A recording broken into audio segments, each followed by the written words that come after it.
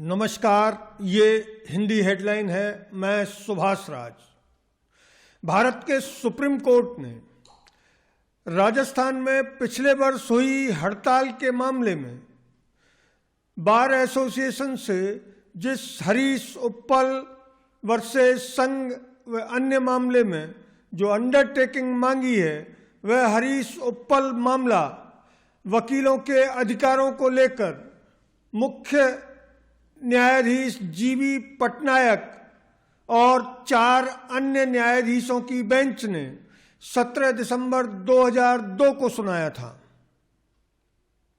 इस फैसले में सुप्रीम कोर्ट की चीफ जस्टिस की अगुवाई वाली बेंच ने संविधान के अनुच्छेद 145 और एडवोकेट एक्ट की धारा 30 और अधिनियम एडवोकेट एक्ट की धारा 34 को स्पष्ट रूप से परिभाषित किया है।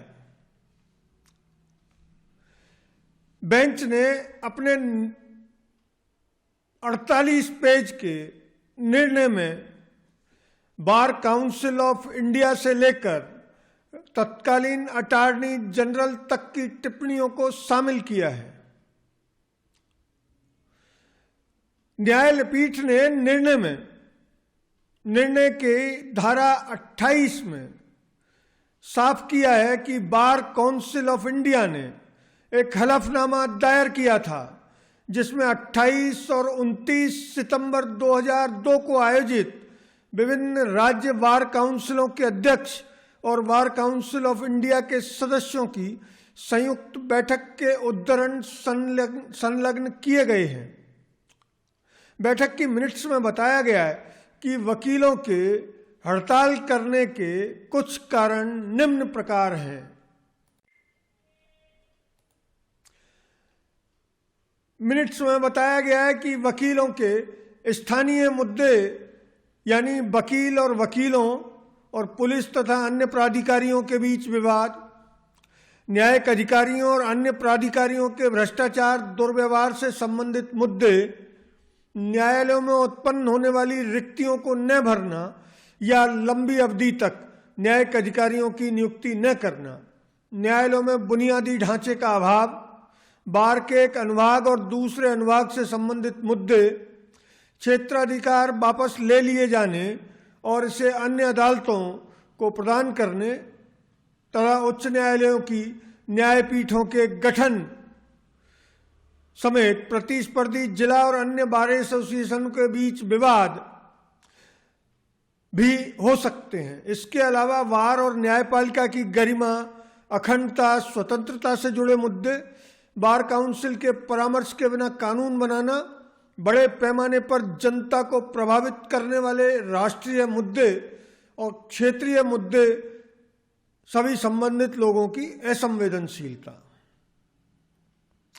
न्यायालय ने बार काउंसिल ऑफ इंडिया के इन मुद्दों को एक एक करके परिभाषित किया है।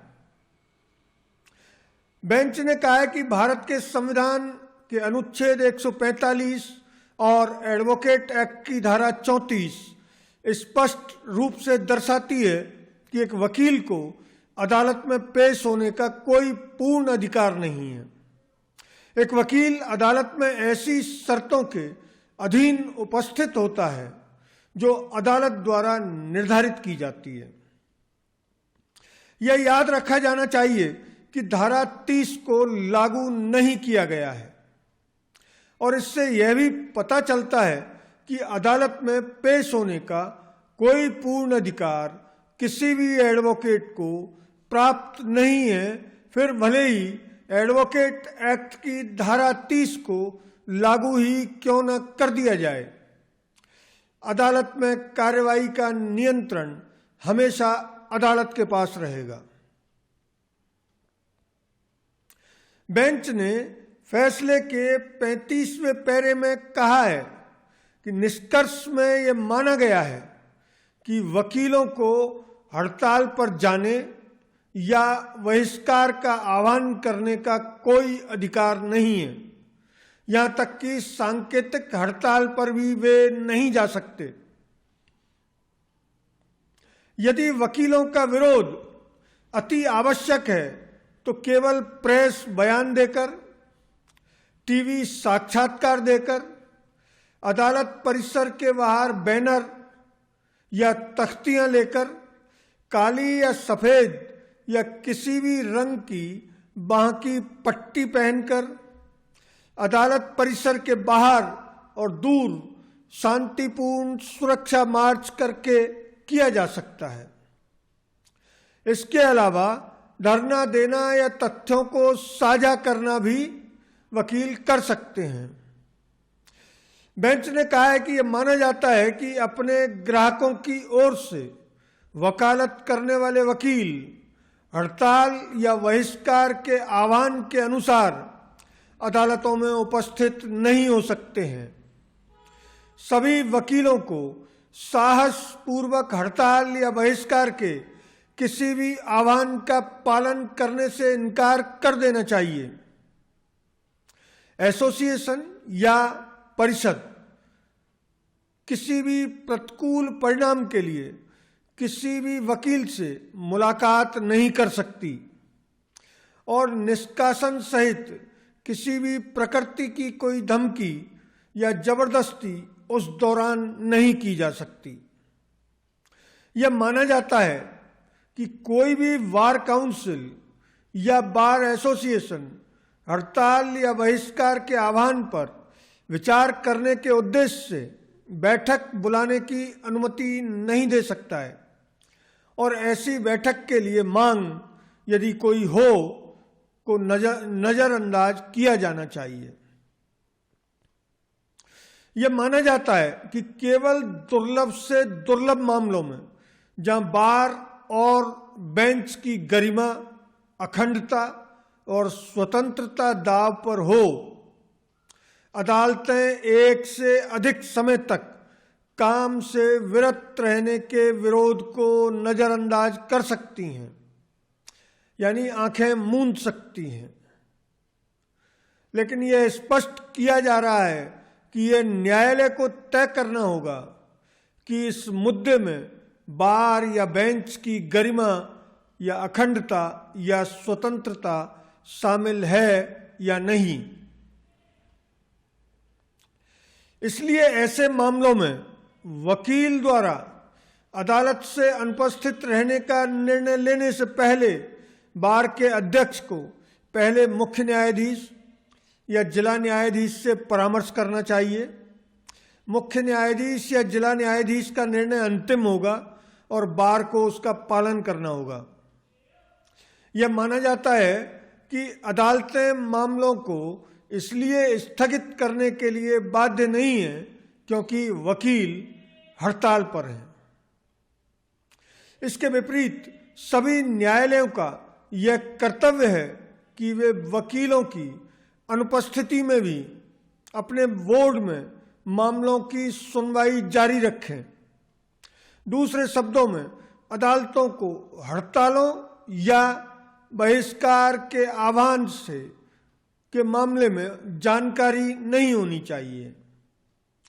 यह माना जाता है कि यदि कोई वकील अपने मुवक्किल की वकालत करते हुए हड़ताल के आह्वान के कारण अदालत में उपस्थित होने से परहेज करता है तो वह व्यक्तिगत रूप से लागत का भुगतान करने के लिए उत्तरदायी होगा, जो नुकसान के अतिरिक्त होगा, जो उसे अपने मुवक्किल को हुए नुकसान के लिए भुगतान करना पड़ सकता है।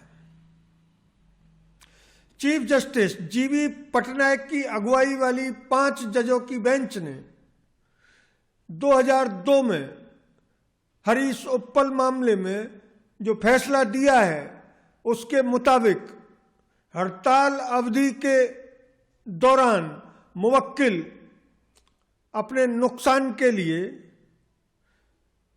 वकील से मुआवजा मांग सकते हैं।